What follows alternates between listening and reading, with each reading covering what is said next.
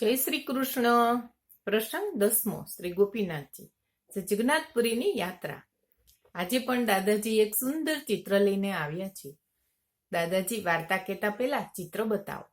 ભલે ચાલો આજે પહેલા ચિત્ર જોઈ લઈએ. દાદાજીની વાતથી ફોરમ ખુશ થઈ ગઈ. દાદાજીએ ચિત્ર બતાવી. બોલો, આ ચિત્રમાં કોના દર્શન થાય છે? બાળકોએ ધ્યાનથી જોયું પણ કાંઈ સમજ ન પડી. ચોક્કસ ખબર પડતી નથી, પણ હા, જગન્નાથજી, બળદેવજી અને સુભદ્રાજી બિરાજતા હોય તેવું લાગે છે.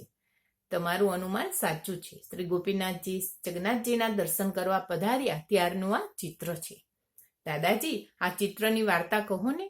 ભલે ચાલો, સાંભળવા માટે તૈયાર થઈ જાઓ. દાદાજીએ શરૂઆત કરી. શ્રી ગોપીનાથજી વાર જગન્નાથજીના દર્શન કરવા જગન્નાથપુરી પધારતા હતા.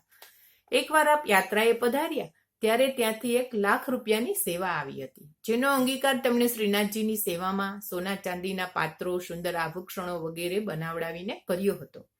આ પ્રસંગ તો આપણે જોઈ ગયા છીએ, બરાબર ને? હા દાદાજી, એ પ્રસંગ અમને યાદ છે. તે સમયથી શ્રીનાથજીનો વૈભવ વધવા લાગ્યો હતો. બીજી વાર શ્રી ગોપીનાથજી જગન્નાથપુરીની યાત્રાએ પધાર્યા હતા. તે સમયે ત્યાં દુકાળ પડેલો હતો. લોકોને ખાવા માટે અન્ન ને પીવા માટે પાણીના સાસા પડ્યા હતા. રોગચાળો ફાટી નીકળ્યો હતો. વરસાદ વગર જમીનમાં તિરાડો પડી ગઈ હતી. તેના રાજાએ પોતાના ગુરુને આ મુશ્કેલી દૂર કરવા વિનંતી કરી, પણ તેઓ કોઈ ઉપાય કરી શક્યા નહીં. દરમિયાન શ્રી ગોપીનાથજી ત્યાં પધાર્યા. તેઓ પરમ ભાગ્યવાન આચાર્ય હતા.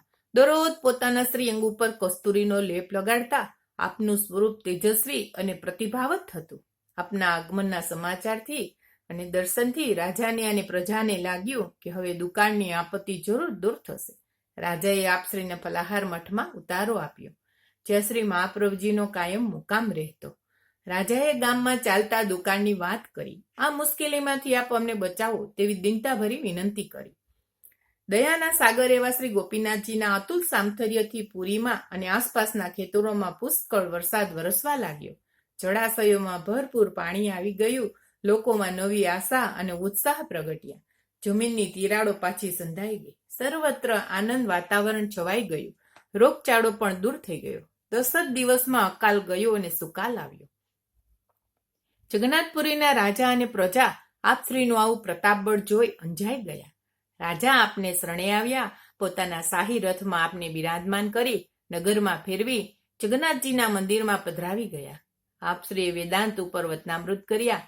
આ ધર્મગ્રંથ શ્રવણ કરતા સૌ આપની વાણી ઉપર મુગ્ધ થઈ ગયા. રાજાને ઘણો સંતોષ થયો. 10 જ દિવસ પછી બાહુલા મઠ પધાર્યા. ઘણા સંતો મહંતો આવ્યા. રાજાએ શ્રી ગોપીનાથજીને ગુરુપદે સ્થાપીને આપશ્રીને ઘણી મોટી જમીન ભેટ કરી. વિનંતી કરી કે આ ભૂમિ ઉપર આપ મઠ સ્થાપિત કરીને અહીં જ બિરાજો. રાજન, અમે વૈષ્ણવ છીએ. ક્ષત્રિયને શિષ્ય કેવી રીતે બનાવીએ? વળી અમારે આ જમીનનું શું કામ છે? અમે તો ક્યાંય બીજે જઈશું. શ્રી ગોકુલ ચંદ્રમાજીએ અમને ઘણું આપ્યું છે. આ જમીન તમે બ્રાહ્મણોને આપી દો. રાજાએ આવા ત્યાગી સંત કદી જોયા ન હતા. શ્રી ગોપીનાથજીએ જમીનનો સ્વીકાર ન કર્યો. એટલે રાજાએ આપશ્રીને ઉત્તમ પ્રકારના વસ્ત્રો ભેટ કર્યા. શોભાયાત્રા કાઢીને સમગ્ર શહેરમાં આપશ્રીને ભ્રમણ કરાવ્યું. પછી આપ જગન્નાથપુરીથી પાછા પધાર્યા. જગન્નાથપુરીથી પધારતા પહેલા આપશ્રીએ કૃષ્ણ સેવક ગુચિકારને પોતાના તીર્થ પુરોહિત તરીકે સ્વીકારી વૃત્તિપત્ર લખી આપ્યો. આ પુરોહિત એ જ હતા કે જેમને શ્રી મહાપ્રભુજીએ પણ વર્ષો પહેલા પોતાની જગન્નાથ યાત્રા સમયે વૃત્તિપત્ર લખી આપ્યો હતો. આજે પણ આ પત્ર ઓડિયા ભાષામાં સચવાયેલો છે, જેમાંથી આ પ્રસંગ આપણને જાણવા મળે છે.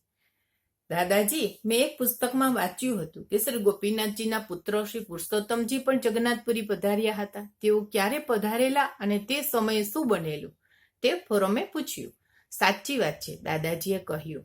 13 વર્ષની ઉંમરે શ્રી પુરુષોત્તમ જગન્નાથપુરી પધાર્યા હતા. પુરીના રાજાએ તેમને ઘણું સન્માન આપ્યું.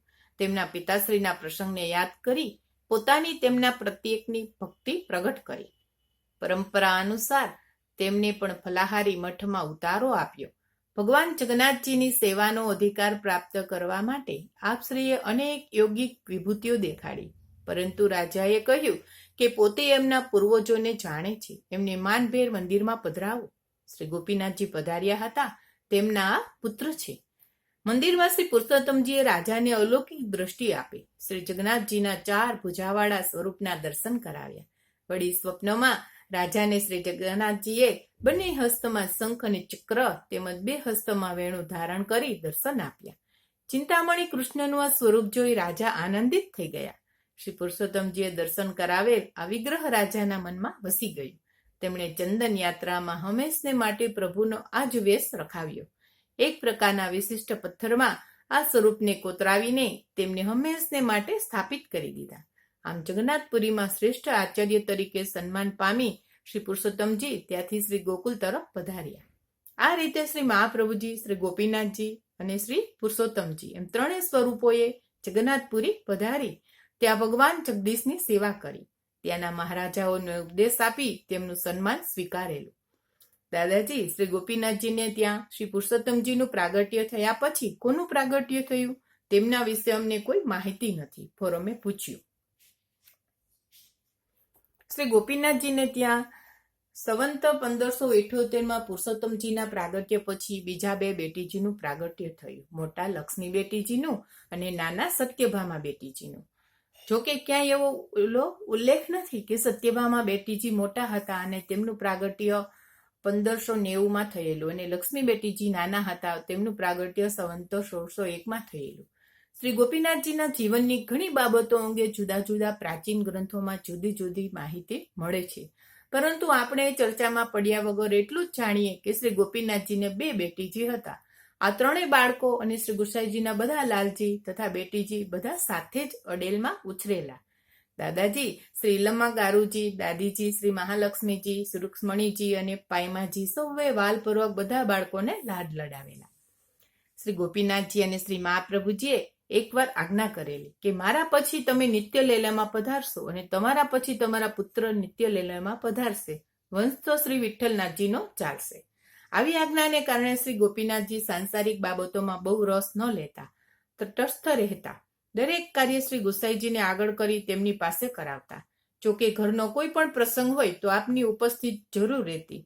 શ્રી ગુસાઈજીના સૌથી મોટા પુત્ર શ્રી ગિરધરજીનો યજ્ઞોપવિત્ર સંસ્કાર સંવંત 1605માં થયેલો. તેમાં આપ શ્રીએ હાજરી આપેલી તેમજ પ્રસંગને ધામધૂમથી ઉજવેલો. શ્રી ગોપીનાથજી નિત્ય પ્રભુના સેવા સ્મરણમાં વ્યસ્ત રહેતા. ધીરે ધીરે સંપ્રદાયના આચાર્ય પદની જવાબદારી શ્રી ગુસાઈજીને સોંપતા ગયા. પોતાના પરિવારને પણ શ્રી ગુસાઈજીને સોંપી આપ શ્રી ગુજરાત, સિંધ, દ્વારકા વગેરે પ્રવાસ માટે પધાર્યા. રાઘવદાસ નામના એક સેવક આપશ્રી સાથે હતા. 2 વર્ષ સુધી ગુજરાત દ્વારકાનો પ્રવાસ કરીને શ્રી ગોપીનાથજીએ જગન્નાથજી તરફ પ્રયાણ આદર્યું. રાઘવદાસને લાગ્યું કે આપશ્રી પ્રભુના વિરહમાં વ્યાકુળ બની ગયા છે. જગન્નાથજીના દર્શન માટેનો તેમનો વિરહ વધતો જાય છે. તેમનું મન, હૃદય, વાણી પ્રભુમય બની જગન્નાથ જગન્નાથ પોકારી રહ્યા છે.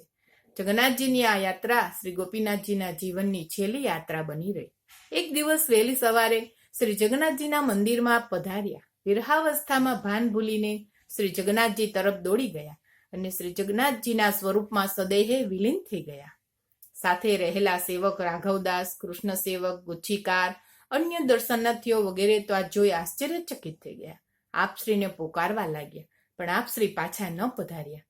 53 વર્ષની આયુમાં પોતાના પિતાશ્રી વલ્લભની જ ઉંમરે ભૂતલ ત્યાગ કરીને નિત્ય લીલામાં પધારી ગયા. પુરીના મહારાજા અને વૈષ્ણવોને આ ઘટનાથી ઘણો ખેદ થયો. રાઘવદાસે અડેલ જઈને સૌને આ દુઃખદ સમાચાર આપ્યા. તે સમયે ગુસાઈજીના બીજા લગ્ન શ્રી પદ્માવતી વહુજી સાથે થયેલા. તેવા આનંદના અવસરે આ સમાચાર મળતા સૌ ડઘાઈ ગયા, શોકમગ્ન બની ગયા. બાળકો, આજે ઘણો સમય થઈ ગયો છે. આગળનો પ્રસંગ આપણે આવતીકાલે કરીશું. જય શ્રી કૃષ્ણ. ચેનલને લાઈક કરો, શેર કરો, સબસ્ક્રાઇબ કરો.